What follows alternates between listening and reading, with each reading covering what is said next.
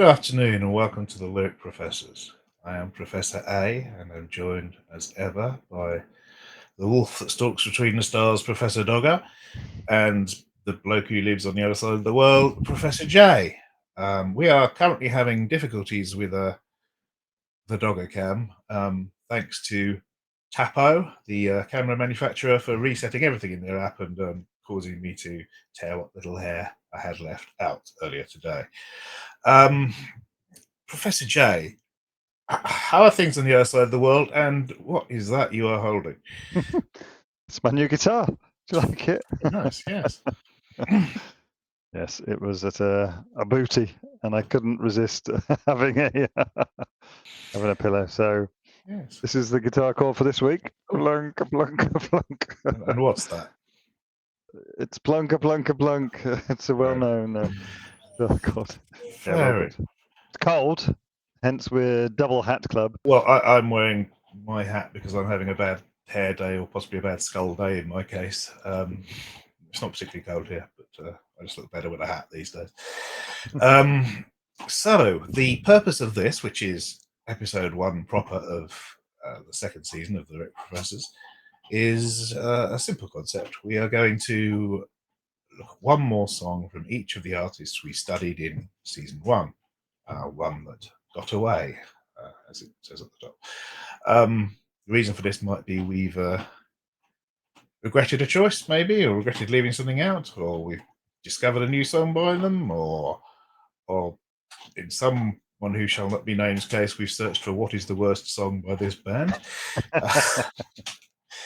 So yeah, that's the concept anyway. So we have 4 songs to discuss today, and the first will be by Mr. Nick Cave.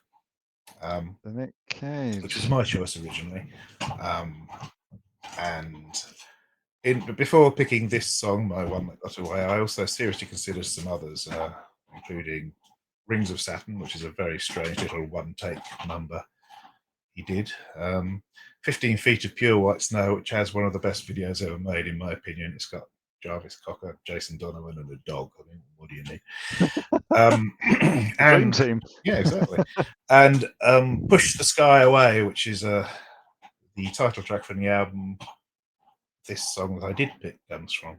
The song I've picked is Jubilee Street, which is anyone who saw the episode, I'm not sure which episode it was, from season 1 would notice that Nick Cave, through his Red Hand Files online chatting thing, asked his fans to send in their 20 favourites or whatever, and they got someone to collect them. And this song came out number 1. The song is Jubilee Street. It was the second single from the album Push the Sky Away, which was the Nick Cave and the Bad Seeds 15th studio album. It was released on 15th of January 2013. I remember it like it was yesterday. And shall we start with some lyrics? No. No. Okay. I'm pretty angry with you, Professor A, for not having chosen this one as the original set. Yes. I mean, it's clear that I'm not a big Nick Cave fan. I really don't think I've listened to anything before. Before we or not knowingly listened to anything before we did. Sure, you would have done in TV and movies. Yeah, I'm sure I have, but not, let's say, not knowingly listened to anything before. This song is exceptional. This is a really, really good song. I've got I don't know if you found the same article, but I've got an article from the Times which goes through it. But this is a phenomenal piece of work. It is, yes. Yeah, so and it's open to interpretation as well. Yeah. Okay. Right, some words. On Jubilee Street, there was a girl named B. She had a history, but she had no past. When they shut her down, the Russians moved in, and I'm too scared to even walk on past. Yes, so Jubilee Street, do we know anything about that? So there is some suggestion that there is a road called Jubilee Street in Brighton, where he's from. Well, where he lives, but he said, oh well, where he lived then. But he says it doesn't really allude to that. It's just kind of a do you want a quote for that? Yes, please. I will deliver that very soon. Oh, blimey, what have I done? Where's it gone? I appear to have pasted over that one. Oh well, but he said anyway something about he was writing the song and he was walking through Brighton. He thought, I've got this. I've just invented this really great street, and he sort of looked up and saw a sign and went, "Oh, oh dear." So yeah, it probably was subconsciously influenced by the street name. Yeah, I mean, Jubilee Street, maybe it sort of puts it to a time, a classical British street. I mean,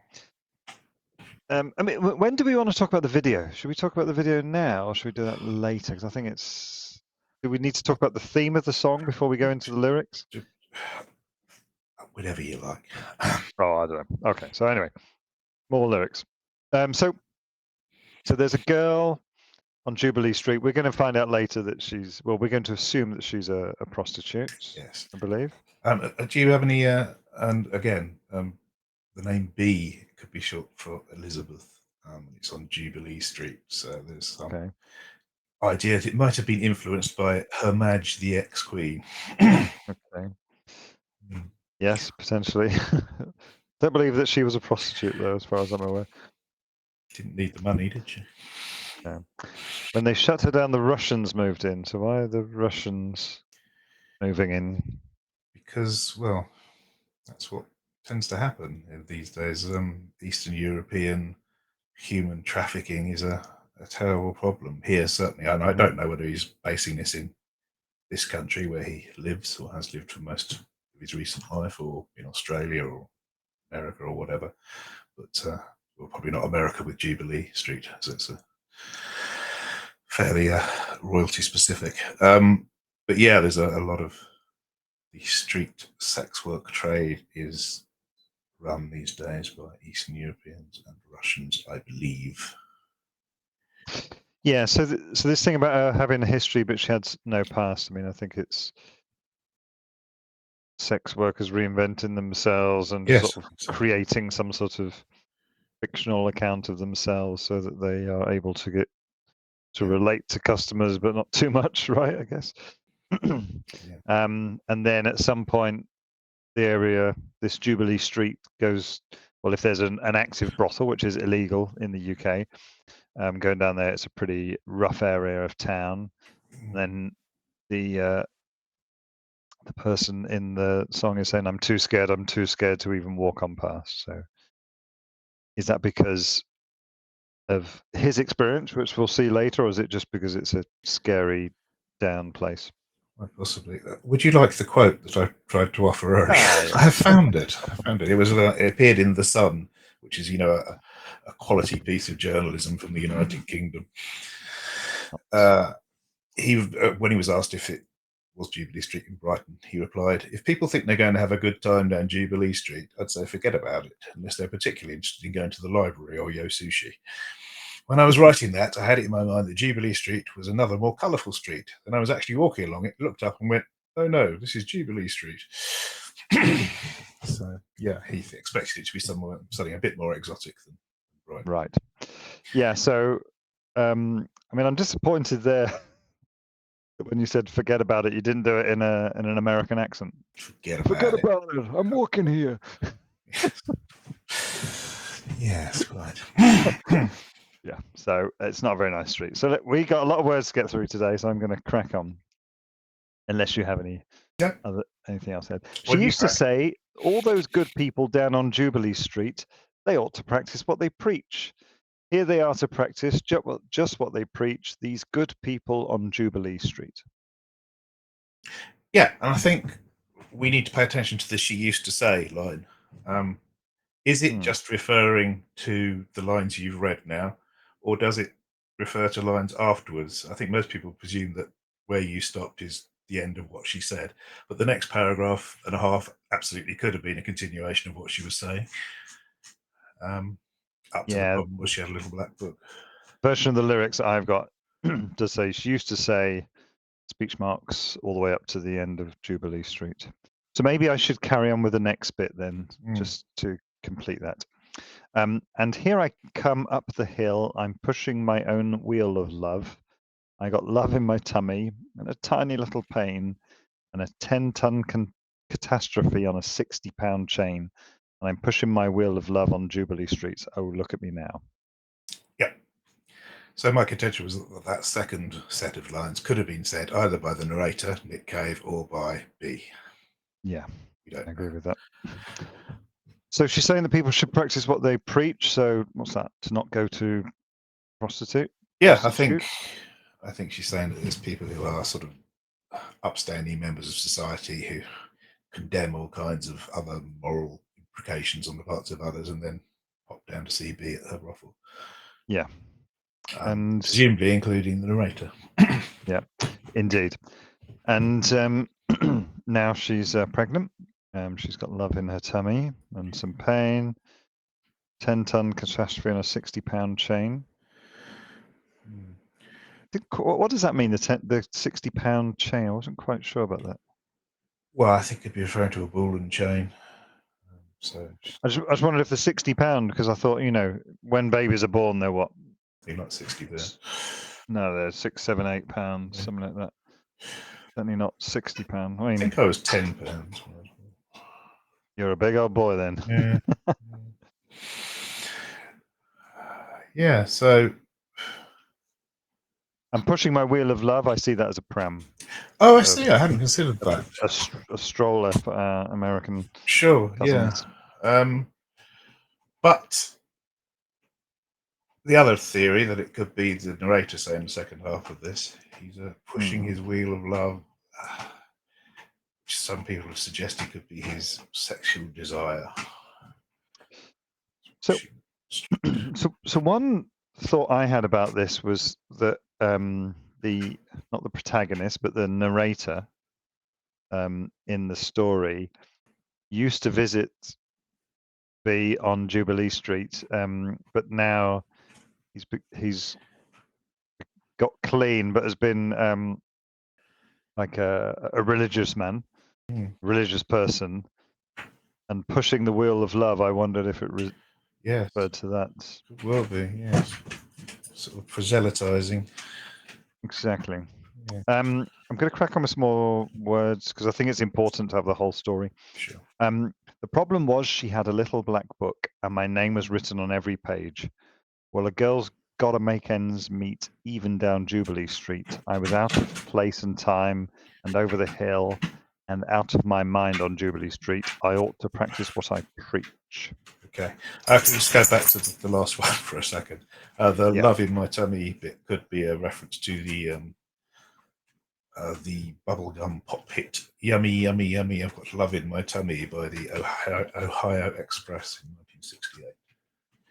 Just what does that mean? I've got love in my tummy in that version. I haven't listened to it. I don't know. I don't particularly want to speculate on YouTube. This may surprise you, but later in the episode, we are going to talk about other bubblegum pop. Excellent. Records. Of course we are. Professor A. I don't think you're expecting it, but it's coming. Okay.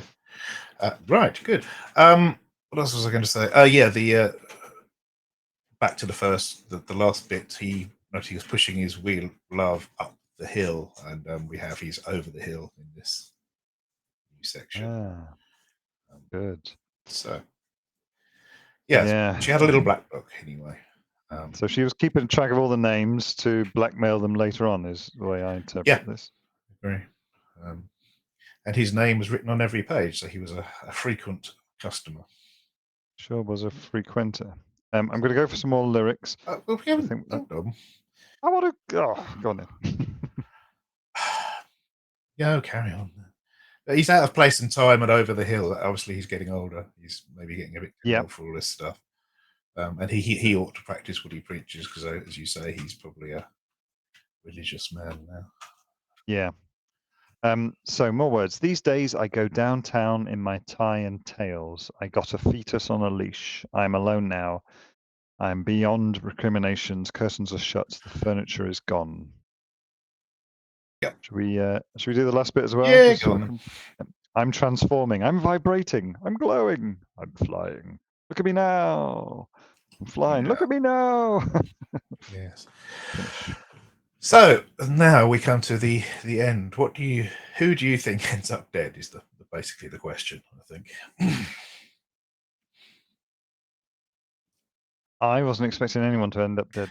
Neither was I till I read all the comments on the interwebs, so they must be true. Because I saw it as that, you've got let's just be basic. You've got a guy, a male protagonist who in his youth visits a brothel, and later in life he changes his ways and becomes a religious person. But the problem is that his former sex worker has kept a black book which has got his name on it, and there are some problems with it.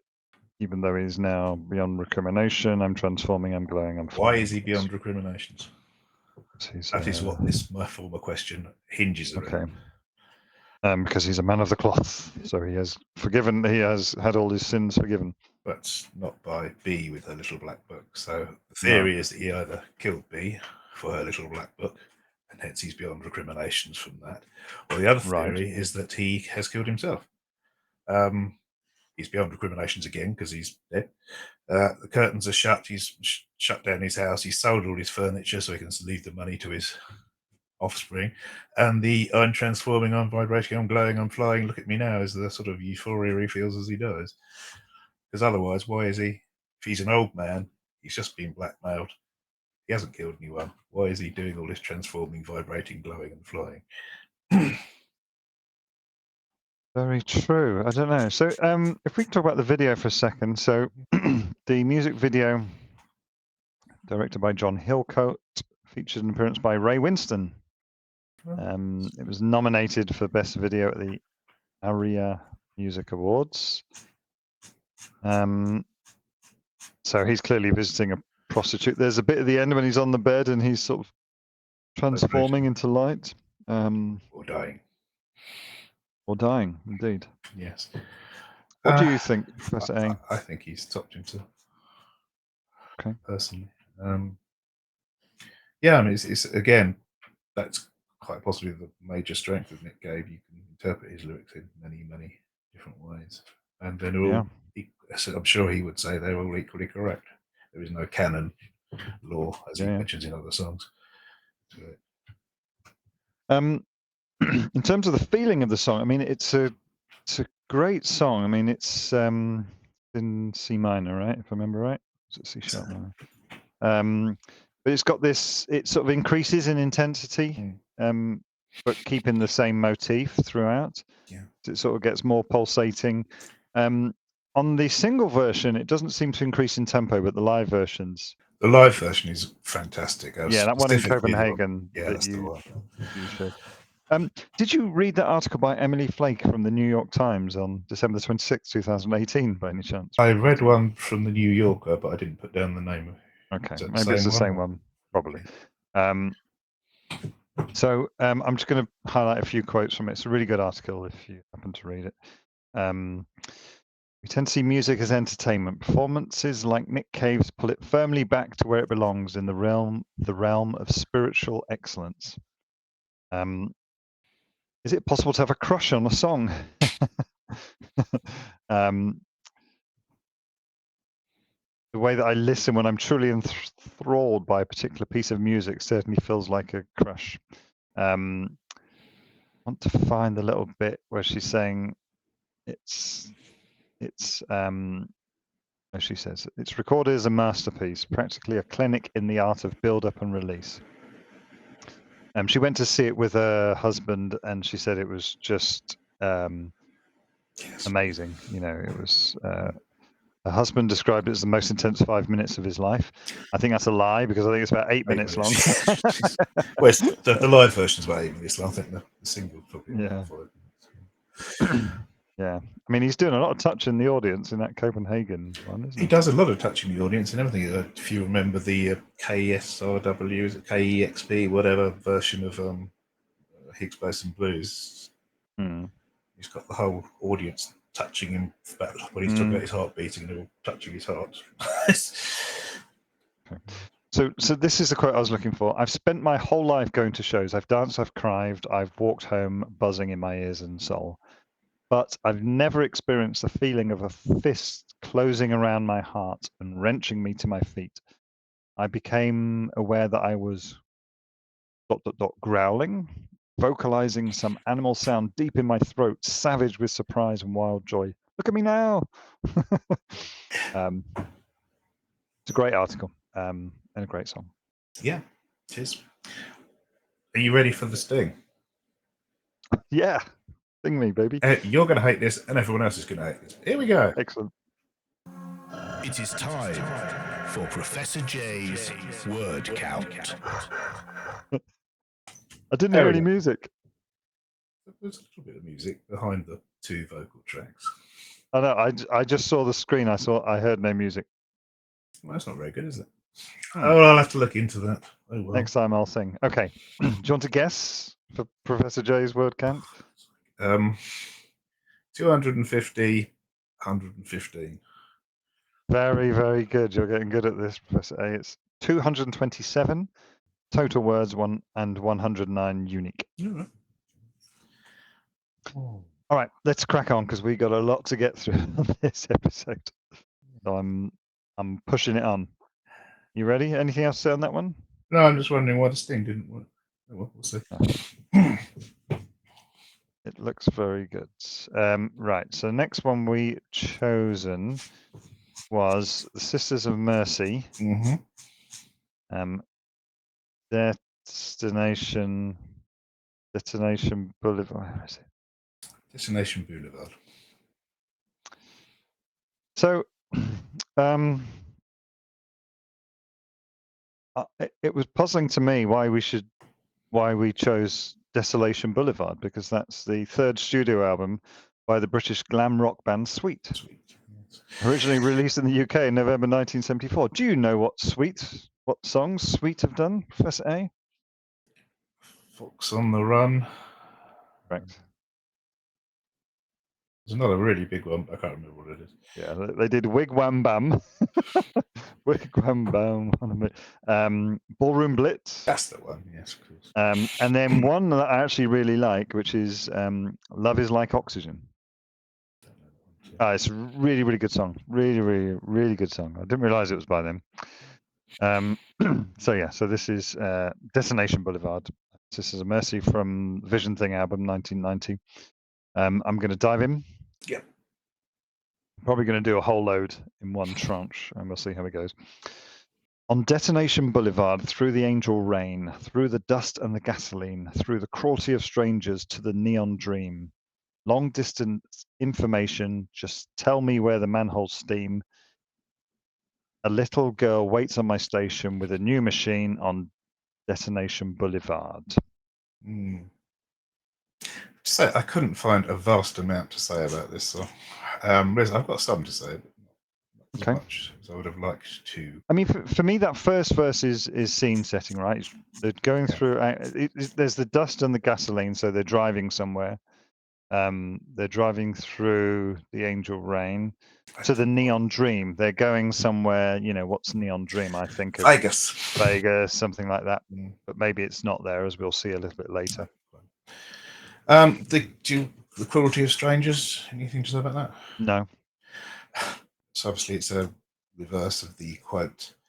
Well, not the whole quote, but it's a reference to the quote. Whoever you are, I have always depended on the kindness of strangers, which is spoken by Blanche Dubois in A Streetcar Named Desire. Okay. And it's also mentioned in, paraphrased again in Lana Del Rey's Ride video. I believe in the kindness of strangers or something. Yes. A little girl waits on my station with a new machine. What does that mean?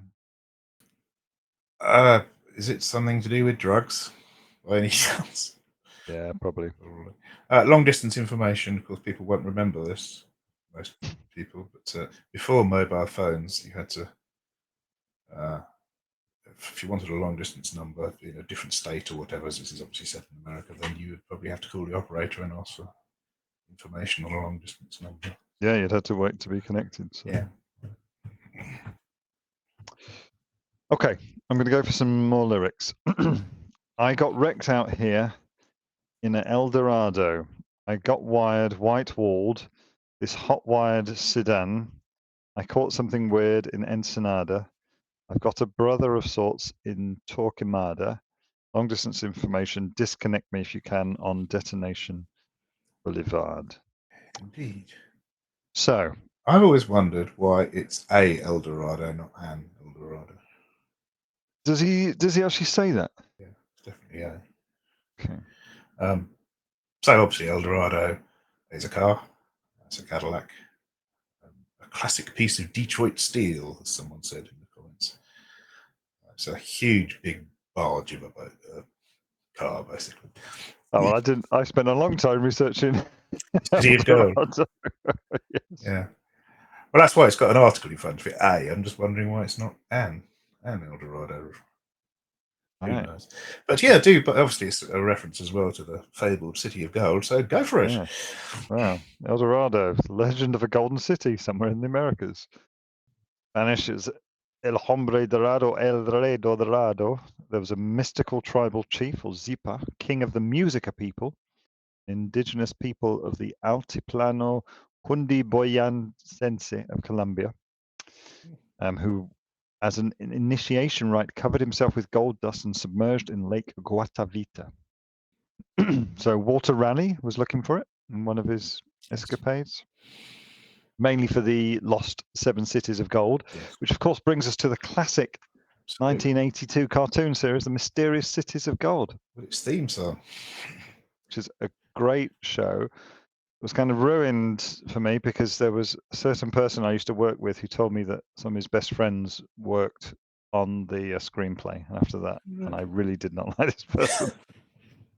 Oh, that's not good. Yeah. So that's El Dorado, but as you said, it's a car. Yes, it's a hot wired sedan. It's a hot wired sedan. A sedan, of course, is a car in America. Here it's chair in historical references. Yeah. But so a sedan chair is a chair where you would have a single chair and people would carry you on 4 people. You would put 2 poles underneath the chair, and 4 people, 2 at the front, 2 at the back, would carry the person around. In your olden times. It's not a hatchback. No. Wired.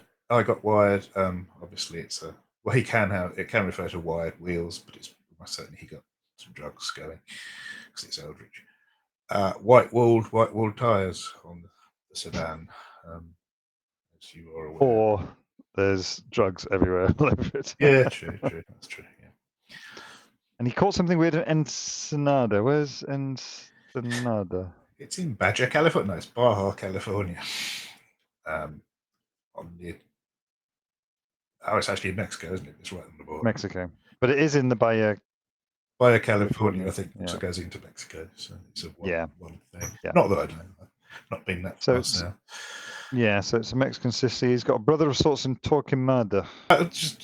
Ensenada was a massively popular destination for Americans during Prohibition. It's just over the border, and they could get all the alcohol they wanted there. So that's the kind of trip that Eldridge is planning. And also, we didn't mention hot wired sedan means it's been stolen. Yes, indeed. A brother of sorts in Torquemada. Yes, talking to Thomas de Torquemada, who lived between 1420 and 1498, who was the first Grand Inquisitor of the Tribunal of the Holy Office, or the Spanish Inquisition. Oh, bloody doggier. Okay, hold on. Talk, Professor J. Talk. I'm going to talk. And Professor Dogger is particularly upset about her camera going off. Quite animated. What I can do while we're waiting is I can show you my exciting new plectrum. Oh, you ready for it? I will get my guitar. Look-a-ding, look-a-ding. Oh, I see. That's very nice. Yeah, this isn't going very well, I'm afraid. It's changed its IP number. That's the problem, and I don't know what it is without IP number. Without messing around. Okay, we will continue with that, Professor Dogger. If you could take the lead for a minute or two, Professor. Absolutely. So we were talking about the Torquemada, Thomas de Torquemada. So, as Professor A said, he was the first big honcho in the Spanish Inquisition. The Inquisition was a movement to uphold the Catholic religious orthodoxy, which started in 1478. Why is he well known? Well, there's a number of reasons. The first is owing to his use of torture to extract confessions, his advocacy of burning at the stake for heretics. Heretics being anybody who didn't agree with what he was saying, basically. So Torquemada's name has become synonymous with cruelty, religious intolerance, and fanaticism. The number of burnings at the stake during his tenure has been estimated at 2,000, which is probably quite a lot. So he's got a brother of sorts in Torquemada. I don't know if that means his brother is cruel, religiously intolerant, or fanatic. No, I think he's just saying that he is similar. He himself, Eldritch, is similar to Torquemada. They're brothers of the He's sort. religiously intolerant. Hey, Doug is back. He likes torturing people, I think. Yes, Dogger is back. We're gonna have fun and games with this camera. I think Tapo have really screwed the pooch, as they say in America. Yeah. All right. Okay, let's go for the next verse. Pink noise, white noise, and a violet whining sound. It burns inside this car. No cops, no signs, no left, no right, no stops, no turning round. Well, you can run, but you can't ride. You won't get far on Detonation Boulevard. A bang, a bang. Yeah, I had violent rather than violet, but violet fits well with pink and white. So. Yeah, I've got violet. Right. Yeah. You aware of pink noise? Is a thing. No. It's also known as fractal noise. It's a signal or process with a frequency spectrum such that the power spectral density, power per frequency interval, is inversely proportional to the frequency of the signal. In pink noise, each octave interval, halving or doubling in frequency, carries an equal amount of noise energy. Apparently, it sounds like a waterfall, and it's used to tune loudspeaker systems in professional audio. Okay, I've never heard that. No, I just looked it up on the off chance, thought it was something he'd made up, and there it was. Have you ever listened to any pink noise? No, I haven't. I don't know that I want to. I have problems with my hearing as it is. Okay, I'm just going to quickly listen to some as I found a YouTube video which got 10 hours of pink noise. Oh, that sounds good. Oh my god. Is it horrid? Oh, you know that sort of noise? All right. It's that. Oh, nice. It is horrible. Okay. White noise is a random signal having equal intensity at different frequencies, giving it a constant power spectral density. So I just see that they're having a bit of a party in this sedan car. They're going somewhere. There's no cops, no road signs. They're going to this Detonation Boulevard. They're going somewhere that is lawless, copless. They're doing a lot of drugs. They're going a bit crazy down in Ensenada. And you can run, but you can't ride, obviously. Referring to you can run, but you can't hide, which is quoted a lot. Yes. Oh. This is a banging tune. I really love the rhythm of it. It's very hypnotic. Like you said about this sort of pink noise, white noise thing. It's really... I really like the imagery that they use in here. This whole thing about going towards this chaotic place, this neon city, talking about getting high in Mexico or whatever he's doing. He's yeah. Have you seen the video? I have seen the video, but I can't remember it. No, it's sort of black and white, and they're doing exactly what you'd expect them to do. But it's because there's no comments on it and about 20 views or something. Really? I think this was only released as a single in Germany, I think. Maybe Australia as well, I'm not sure. Check it out. Yes, I see it's mainly published by Das Bunker Radio. Yes, I do remember it now. It's just flickering black and white images. Yeah. Yes. Yeah. All right, last verse. On Detonation Boulevard, through the angle rain, through the rust and the gasoline, through the cruelty of strangers to the neon dream, long distance information. I'll take the same. I got the fuel for the transformation. I'm a naked flame on Detonation, Boulevard, a bang bang. So it's Angel Rain, not Angle Rain. So it's basically the first verse with the last three lines. I'll take the same. I got the fuel for the transformation. I'm a naked flame. It's on fire, on fuego.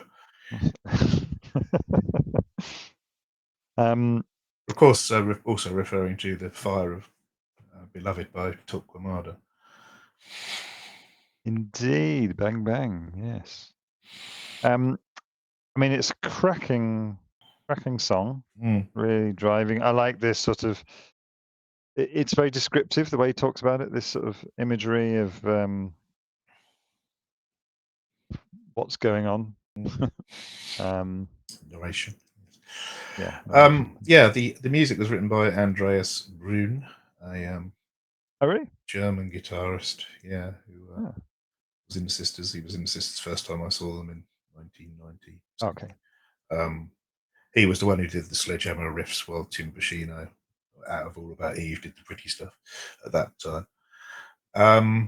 And he's also done a couple of solo albums, not in a long time. This was straight after he left the Sisters, which were brilliant, I thought. I mean, the vocals are a bit Teutonic. The songs were great. So as Professor A has alluded, I put in worst song by the Sisters of Mercy. And the reason it popped up, according to our AI demigods, is that it has been criticized for its comparatively more commercial sound and departures from the band's typical gothic rock style. Oh, we won't like that. Nevertheless, it's important to note that this assessment is subjective, and some fans may still enjoy this track. I think it's great. It's far from the worst track. Yeah, I really and I checked back, and it was in the concert that I went to last year. Yeah, I think they played it every time I've seen them. Well, yeah, it's brilliant. It's really pounding. It's driving. I think it's a banger. Yeah. Official. Indeed. Right, are you ready? Are you ready? It is time for Professor J's word count. Yes, Professor A. 170 and 86. Oh, you're on fire. 131 in total and 81 unique. Pretty close there. So significantly less than Jubilee Street by Nicolas Cage. Right. All right. Should we get on with LDR? We're going to have to, because we've got no time left, thanks to the Dogger Cam people. Okay. It's all right. I'll upset with you. You've chosen A and W from LDR. I never noticed before, I know we've spoken about this, that LDR is also London Docklands Railway. Yes. And I was sure there was a character in Seinfeld, but I Googled it and I can't remember. I think I've gone a bit crazy. I'm sure there's an LDR character in some sitcom, but I can't remember which one it is. So, tell us about this song. Okay, come back. Well, I will start talking about this song while Professor A sorts out the Dogger Cam. So this is it's a song. So first, do you know what A and W is? I do. But I don't know. It's American. I don't mean in the context of the lyrics. I mean, it's a type of sweet or something. Isn't it? It's a type of root beer. Root beer. That's it. It's a type of drink. Yeah. So, and this is kind of the joke of the song, or the song. It's quite a serious song. This one, I think. Yeah. So it's not a soft drink. It might have some references which some people might find triggering. If you feel this might be you, with your knowledge of the kind of things LDR likes to write about, then feel free to skip this one and come back for the finale of the cult. Yeah, so this is American Prostitute. Let's use that word. I'm going to start with something that I think that I found interesting in researching this song.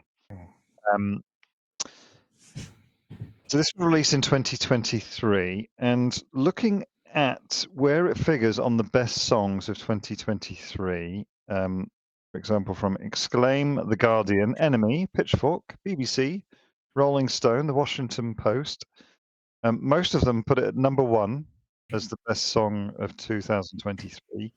A couple of them have got it at 3, and one of them has it as low as 6. So pretty high up. It also got a Grammy nomination. Yeah. However, that does not seem to marry with the charts. So if you look at the peak position on the charts for 2023, where do you think it came in the UK? That's A. 48. Not bad. 41. Where do you think it came in Portugal? Number 1. 160. Yeah, right. My point being, it's nowhere near number 1. No. Anywhere. I don't know. I think maybe some countries would have a limit on how long a single could be, so that might affect it. I don't know. Also, it's a difficult song. It is a difficult song. I mean, it's another of her. I mean, the beginning of it is the ultimate. I mean, it's the ultimate LDR song, right? It starts off with the breathy, this sort of breathy singing that she does, and then it has this break, classic LDR thing, and then I would say that the second half is okay, to my mind. It sounds a bit like Drug Ballad by Eminem. It's kind of got this trap style beat. I think the guitar in the first half's lovely. Yeah, I think the first half's good. Second half's a bit odd. Okay, should we lyric it up? Sure. There's a lot of them. First one. I haven't done a cartwheel since I was 9. I haven't seen my mother in a long, long time. I mean, look at me. Excuse me. Look at the length of my hair and my face, the shape of my body. Do you really think I give a damn what I do after years of just hearing them talking? So that's your verse one. The verse, yeah. So she hasn't done a cartwheel since she was 9. That's cartwheels obviously being sort of unrestrained, carefree child things. Not that I was ever able to do them, I don't think. Rubbish. She, I mean, also, as a child girl possibly gets older, they might be told not to do cartwheels, etc., because it might be exposing to those around them. Yeah, so she's talking about it. She's no longer a kid, right? And then the mother thing. Yeah, this thing about a mother. It's not the first time. What do you really think I give a damn what I do after years of just hearing them talking? So who's the them? The critics, I would say. Yes, I would say so too. Which we've had before in a Mariner's apartment. Yeah, so this is. Hold on a second. There's a doggo. What are you eating? Please don't eat that. Chunk of plastic. Okay, I'm going to crack on. So pre-chorus. I say I live in Rosemead, really I'm at the Ramada. Doesn't really matter, doesn't really matter. Chorus. Call him up, come into my bedroom. Ended up on the hotel floor. It's not about having someone to love me anymore. This is the experience of being an American. Perhaps when I get the sting sorted, perhaps I'll do a beep button as well. Yeah, so Rosemead, sort of middle-class neighborhood in California. Yep. So she's representing herself as being that kind of, from that kind of background. She's at the Ramada. Do you know about the Ramada Inn, Jane? It's a big one, isn't it?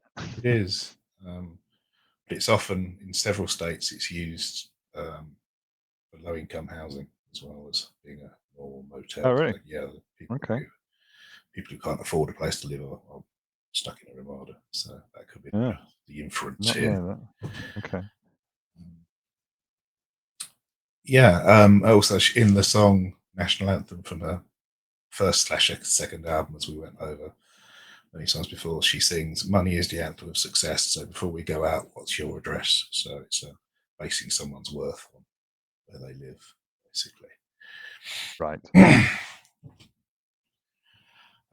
Yeah, and then she calls up somebody, invites him in, and they do a thing, and she says it's not about being loved anymore. This is just what she does now. We don't know when this is set, because obviously she was talking about when she was 9 at first, and obviously since she's been a big star, she hasn't lived in a Ramada Inn. So this is presumably, if it's true, which a lot of people say it probably is, it's not based recently. It's when she was a teenager. Okay. She's a. And this is obviously about referring to her being a sort of side piece, as she says later, which has been mentioned in other songs like "Sad Girl." She says, "Being a mistress on the side, it might not appeal to fools like you. Creeping around on the side might not be something you would do." And in Ride again, because I was born to be the other woman who belonged to no one, who belonged to everyone. So that's how she sees herself, or did at that stage. Yeah. Yeah. All right, I'm cracking on.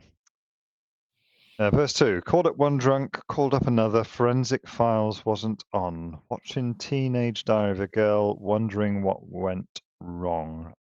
I'm a princess. I'm divisive. Ask me why I'm like this. Maybe I'm just kind of like this. I don't know. Maybe I'm just like this. And then we've got the pre-chorus and the chorus again. So yes. Okay. So called up one drunk, called up another. This could be about her friends, or it could be a reference to how she was allegedly a drunk at school age. Forensic Files wasn't on.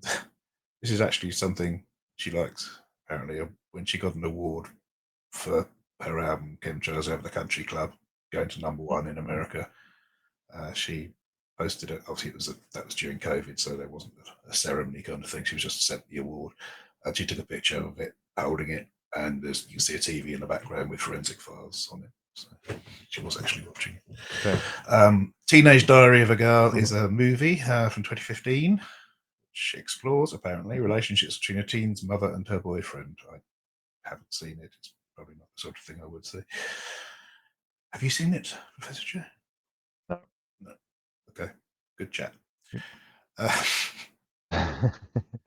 Yeah, I mean, so this whole thing called up one drunk, called up another. It sounds like she's looking for someone to bleep. My interpretation of this, and that's the way that I interpret it, right? Oh, dog is back. That it's just the way things are done in America now. That there's no love. It's just an act. Bit of a sweeping statement, sir, but yes, quite possible. Oh, I'm just saying that's an interpretation of it. Yeah. Yeah, and then sorry, what was next? Oh yes, the princes. I'm a princess. I'm divisive. Things that have been leveled at her. She thinks she's a princess. She's so divisive.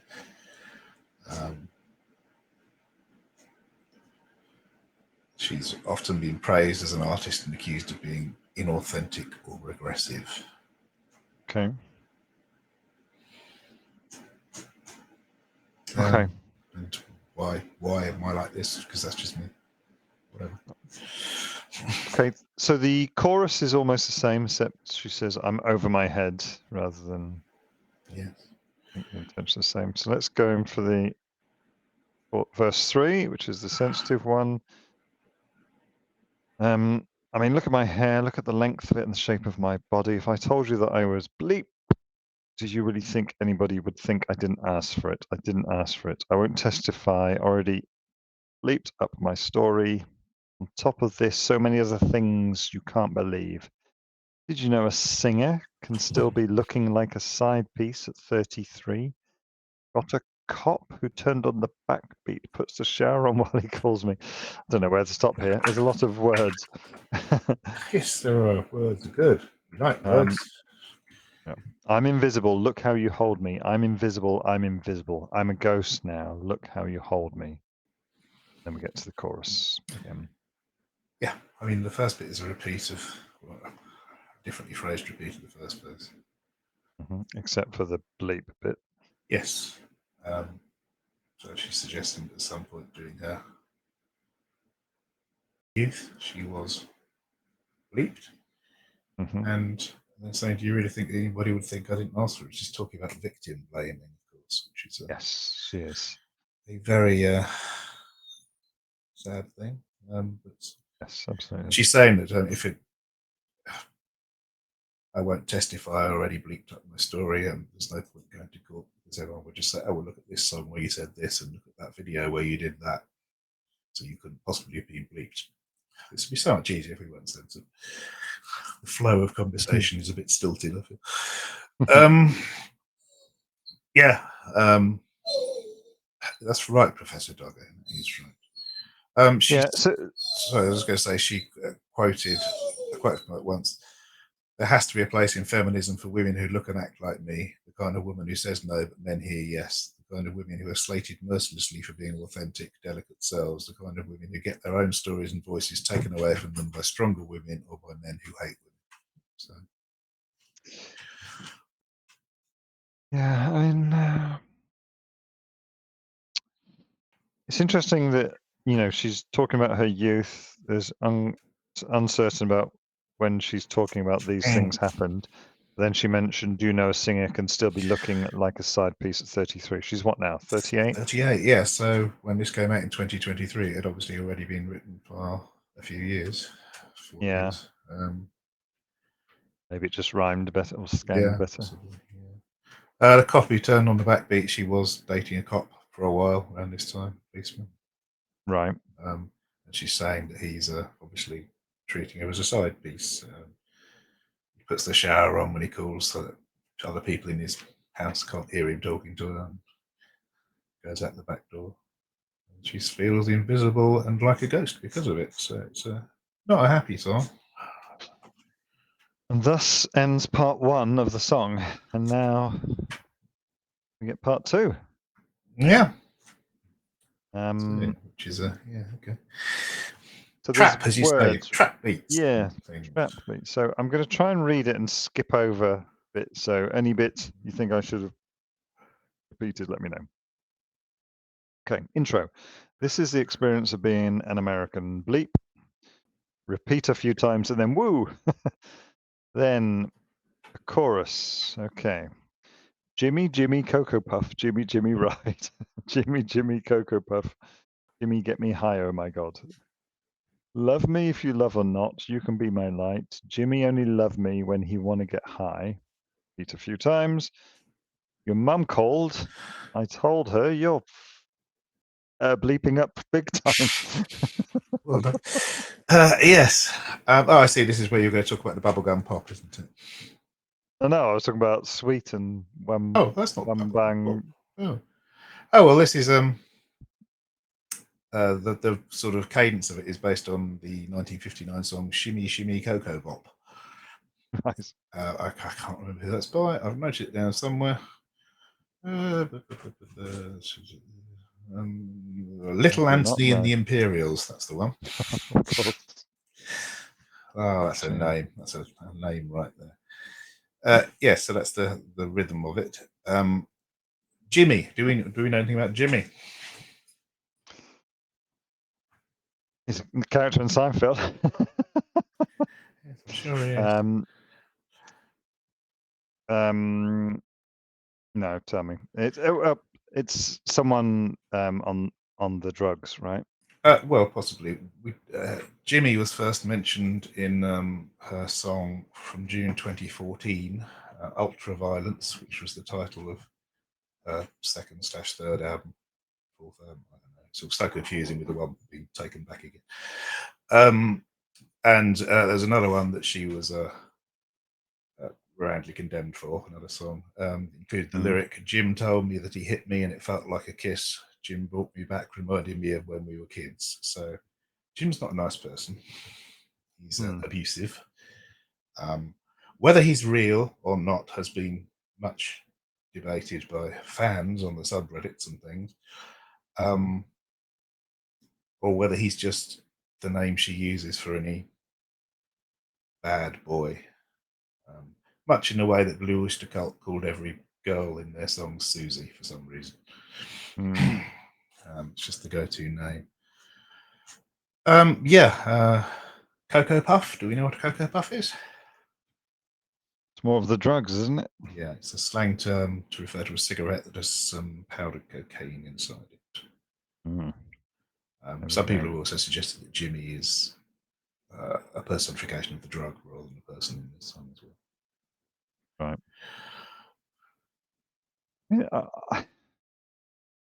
I feel sorry for the poor girl that you know she's so she's 38. She still seems to be dealing with a lot, right? Yeah. I mean, we're all dealing with stuff, right?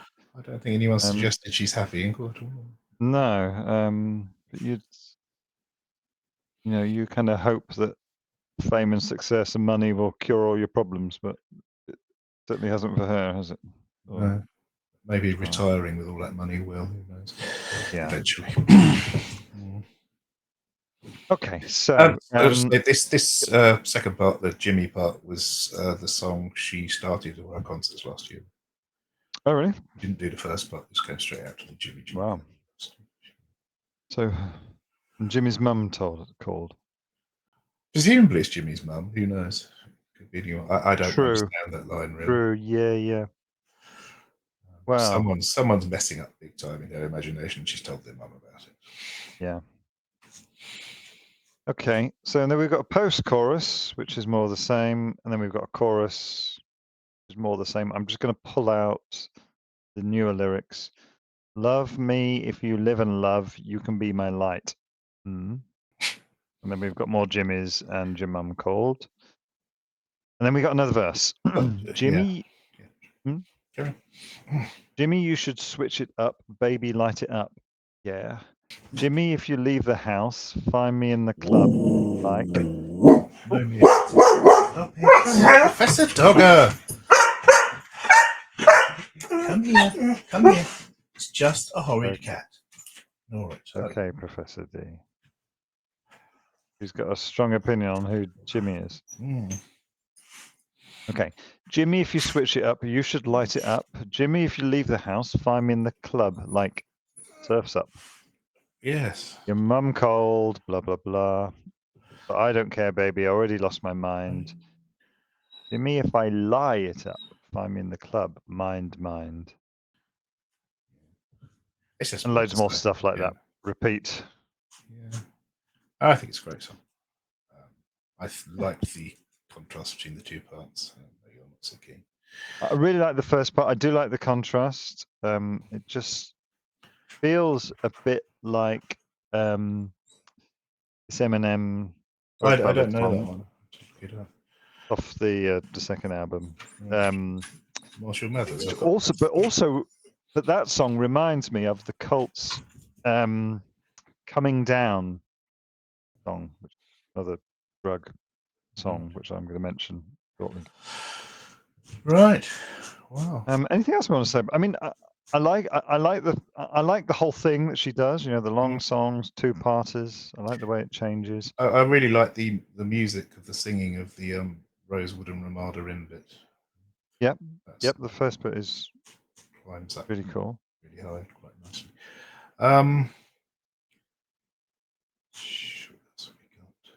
It was written by Lana and Jack Antonoff again, who's the guy who played guitars on Venice B. I keep meaning to look up his band because I'd be interested too. I've forgotten so far. They're called Bleachers, I believe, so I'll look into them. Jimmy was also mentioned in the song called $100 Bill. Jimmy pulls up in his blue Chevy Nova. I've been dying for him to come over in my party dress. He says, "You such a mess." So he's mentioned in several songs anyway. Right. Yeah, I don't really think I've got much else to say. Whatever. It's great. I like it. Big fan. Yeah, I mean, I do too. You know, it's similar themes. You know, she grew up too quickly, an innocent child to a sexy, attractive girl. Yeah. Complicated experiences. Try to hide a feminine side. Which is Yeah. not smiled upon by much of the media. Yeah. Yeah. Okay, are you ready? I'm ready. It is time for Professor J's word count. Do you want to guess? 350, 200. Well, you're a long way off. There's one and spot on for t'other. So there's 734 words. That's some work. Of which 196 are unique. Oh, right. It's a lot of unique words. It must be the highest we've had so far. I should think so. I mean, there's a lot of words, so maybe we should look at the ratio. But I M's a don't lot of think you can words. cram every song into your golden ratio for words. Oh yeah, I'm going to be doing that. We'll do a future on words in the song. All right. Anything else on LDR? No, not at the moment. I believe she's meant to be planning a new album soon. She's very productive. As is Nick Cave and the Bad Seeds are supposed to have their first album for several years coming out soon. So, okay, nice. Looking forward to that. Okay, so Sisters of Mercy obviously are not likely to be releasing announced. Regrettably. So for our final track for today, I decided, because I like the Cult so much, I decided to put into AI, which is the worst Cult song. And what popped out is The Witch. Let me just read what AI said. Opinions on music are subjective. So what one person considers the worst song by the Cult, another may consider a favourite. So The Witch, from the band's 1985 album Love. I will come back to that. We know it's incorrect. It has a different sound compared to their usual rock-oriented style, incorporating elements of new wave and pop. Okay. How do you feel about this song? I like it. I always liked it. It's got a bloop. I like songs with bloops. I mean, I would say the chorus, I'm going to come into why shortly. The chorus is good. Solo is okay. I'm not a fan of the bloop. You don't like the bloop? I'm not a fan of the bloop. You liked the bloop on Guns N' Roses track many, many years ago. Yeah. However, if you listen to a live version, so I'd listened to a couple of live versions, and they feel much better to me, even though they do maintain the bloop in some, but not all of the live versions. And it's a less noticeable bloop. I'm going to come on to why the bloop's there in a bit. It does sound like the Coming Down track, which is 95. What album's that? Oh, I don't remember it. It's the Cult on the Cult album. And there was something very significant about the video of that song. Do you know what that is? No. Ian Ashby has short hair. Really? Wow. Yeah, it looks crazy. You should watch the video. They're all, and with the short hair, he looks so different. He looks female. He looks really, really interesting. Wasn't that when they were pretty much trying to suggest they were punk rather than rock? Exactly. Yeah. Yeah. They were doing different stuff. All right. So, The Witch. Which Cult album is it on, Professor A? The only one I've seen it on is Pure Cult for Rockers, Ravers, Lovers and Sinners, which is their idea of a good title for a greatest hits album. Yeah, good album, that. Well, despite what it says in lots of places, it is not on any Cult album, except for the best ofs. Do you know why that is? It was recorded for a film soundtrack. Yes. What film was that? World. No. It was from Cool World. Cool World, that's right. Which is a 1992 Ralph Bakshi film. Do you know anything about this film? So half animated, half live action. It's basically Roger Rabbit 2 from that point of view. Yeah, but it's a bit dark, right? So the soundtrack features songs from David Bowie, Thompson Twins, Moby, My Life with the Thrill Kill Cult. Sorry? My Life with the Thrill Kill Cult. Great band. What's They're on the soundtrack too. Oh, there's one that I think is excellent, which is, I'm not sure if it's called The Future Sound of London, Yes. Papua New Guinea. Now, I don't know which one is the artist and which one is the Future track. Sound of London's the artist. Yeah, that's an absolute banger. But it's a great soundtrack. There's some I don't like. I will say that. There's a track by Ministry on it, but I'm not sure which one. Yeah, it's a good thing. So, just coming back to why AI chose this, it says it's very different to a normal cult song, and I agree with that. But when you actually watch the scene that it's in from the movie, it really fits it really well. It's one of the scenes when the protagonist, who kind of in this movie, he's sort of half, like you said, it's live action / adult animated dark fantasy, and it's the story of a cartoonist who finds himself in the cartoon-like universe he thinks he created. And he is seduced by a femme fatale. Anyway, during this bit of the scene, there's he follows this femme fatale into a discotheque, but he's in kind of human form at this point, and it's all a bit out of world. So you can understand why it's so fuzzy. So it actually fits the scene really, really well. So I understand now the bloop, and I think the bloop is better when it's toned down a bit. More about this film. This film has an approval rating of 4%. Wow. From Rotten Tomatoes. It's pretty low. That's pretty low. A small handful of visual sparks, but they aren't enough to distract from the screenplay's thin characters and scattered plots. The Variety reviewer, Brian Lowry, compared the film to an extended music video, praising the soundtrack and visuals, but panning the story. And there's some stuff about that it makes almost no sense. So there we go. It's not on a cult album. A bit odd. I believe it's on another sort of Lost Tracks album. Or 1992 demos or something. That makes sense. It is a Rare 92. Cult. It's called Rare Cult. Yeah. I mean, there is another thing about it, right? So that this was released around about the time of the death of Nigel Preston. Nigel Preston was the original drummer in the Cult, who had to be let go after Sanctuary. So, like, he was with the group up through the Love album, then they had to let him go because he had drug problems.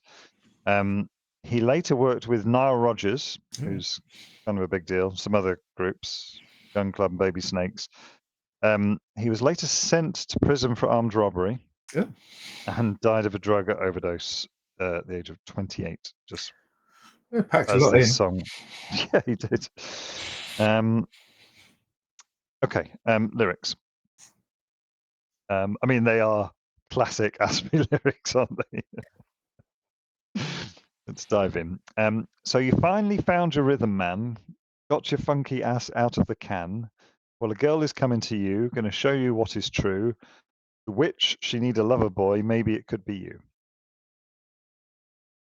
So I have nothing to say about this. I'm sorry. So, the only thing I've lost my lyrics. The can. Was he saying that the bloke he's singing to was in jail? Or? Yes. Was that from the film? No, I don't know. I don't think so. I think maybe it's potentially about Nigel, but who knows? I also wonder if it's a reference to the band Can, who were very funky. I don't think so. So this person gets out of the can, and this girl is coming to him and going to show him the way that it's going to go, right? There's this girl who's going to come and save him. I'm going to go quickly through lyrics. I've got something to say. Then we've got, it took a while to understand, whoa, yeah. Stole the needs of another man, yeah. Took a while to understand, whoa, yeah, yeah. Push your sex on a mortal man. I apologise for the local cat. Professor Dogger, this is meant to be a professional. He really doesn't like these lyrics. Yeah, so it took a while to understand. So I think, again, it's just sort of reinforcing that he's finding his path after this incident that landed him in jail. Right. So it's coming forward now. Pushing your sex on a mortal man. I've got to come back to that right at the end because there's something important. More lyrics. Your dreams are coming true. They said they wouldn't do. Cool world needs to save you, boy. Maybe it could be you.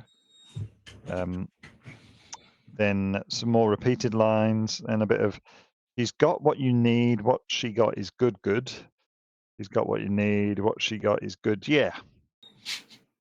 Then there's a whole load of, what she got is good, so good, whoa. She's got it good, yeah. All that sort of jazz. She's got what you need, yeah, and the witch is coming to you, woo. I'm assuming you got nothing to say, so I'm going to absolutely nothing. Crack on. And then we're coming to sort of the latter end of it. Everybody needs a savior, baby. Everybody trying to save your baby. Everybody trying to paralyze, yeah, woo woo. The next lines I really like. Everybody needs a savior, baby. Cool world need a savior. Everybody's trying to save your baby. Cool world need a paralyze. Yeah. World needs to take a chill pill, man. If it's cool, surely it's chill. Well, the world needs to slow down and let this guy find his path now. He's got out of the can and he's found this woman who's going to change him. Final lyrics. And the witch is coming for you, yeah. Coming to you dancing, baby. And the witch is coming to you, yeah. Those are the official final lyrics. Have you any further lyrics, Professor? Yes, I have. The witch is coming for you. Yeah, come in as a wizard, maybe. Correct. Yes, exactly. So that raises a question as to whether or not this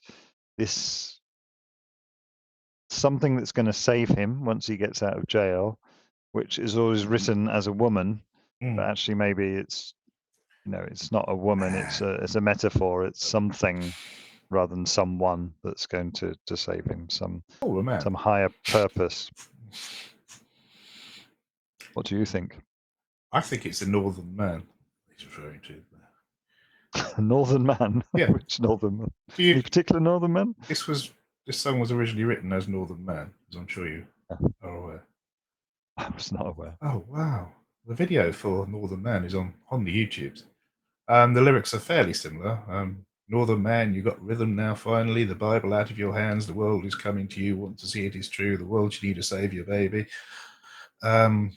You got rhythm now. Hypnotize and paralyze, Northern Man. Understand, Star of Peace. On the other hand, Star of Peace. On the other hand, Northern Man, you got rhythm now. That's pretty much it. It's the same thing again. Oh, got rhythm now. Lover man, up and down. Everybody needs to save you, baby. Yeah, it's the same song, just with presumably it was reimagined for the cool world. Oh. Want to hear what Ian Astbury had to say about it? Oh, I'm dying to. Yes. So somebody was interviewing him and said that listening to The Witch immediately after listening to Ceremony, that song certainly seemed to be the definition of the transitional record concept that you mentioned. This is a question to Ian Astbury. And Ian says, well, not for me. And then he laughs. The Witch was very much my baby. I mean, I was really into break beats and distorted bass. I was and still am a devotee of Peter Hook. I think Peter Hook's a genius bass player and really drove Joy Division New Order. I love nothing more than putting on the bass and flicking on the distortion, just grinding it out. And then he talks about break beats, hip hop, R&B, and then he says, there's some Barry White stuff that kills me, it just floors me. I hear that stuff, I go bleeping crazy. And The Witch, that dirty bass is just like dirty bleep, raw animal. And that's really where I was trying to drag the cult to that place, because that's what I was feeling. The pomp and ceremony of Sonic Temple Mm. and the whole arena rock place we'd gone to, the MTV profile. We were pop stars. We had a pop moment. We weren't really a pop band, but we definitely had that life. But the real business for me was going deeper and fatter and getting right in the grind of things. So, and then he says that this song is with Rick Rubin. Yes. And he's like, yeah, you listen to that and you listen to 99 Problems and they're kind of similar. Okay. This was the only song produced by Rick Rubin other than the Electric album. Yeah. So, I mean, he goes on about the feeling of the song rather than actually what the song's about. So I've got nothing really to. It's a pretty straightforward thing. Woo woo, yeah, yeah. There's a woman going to save you. Actually, it's not a woman. It's a spirit force. Savior's going to save you. Your cool world needs a paralyze. Yeah. Pretty cool. Cool. Yeah. It also featured Matt Dyke, this single, who was credited as a loop consultant. Oh, and really? He apparently did 3 demos with Ian Astbury, just the 2 of them, all 3 of which were recorded then for the 1994 self-titled album. I don't know which ones. So presumably the ones with loops. Presumably. I mean, this is not long before Felt sort of went their separate ways, right? So it was 95-ish. Well, surely they'd all gone their separate ways before then, and they got back together again. Self-titled album was with a new lineup. I don't think so. I think I thought that they kind of split up in 95. And that's when he joined the Australian Doors and something. He joined the actual Doors. Well, yeah, sorry. Yeah. I don't think they use the term Doors, right? Oh, they did. But I could be wrong. And he did something else. He fronted some other band as well. The Witch was released as a single in Australasia. Okay. No idea if it vanished without trace, but I reckon if you're a cult completist, that would be one to sniff out for the collection. Pretty sniffy. Yeah, so they split up in like 94, 95. And came back in 99 because in between he was doing these other projects. The one I mentioned now was escaping me, which I thought was actually quite good. What was it? The Holy Barbarians.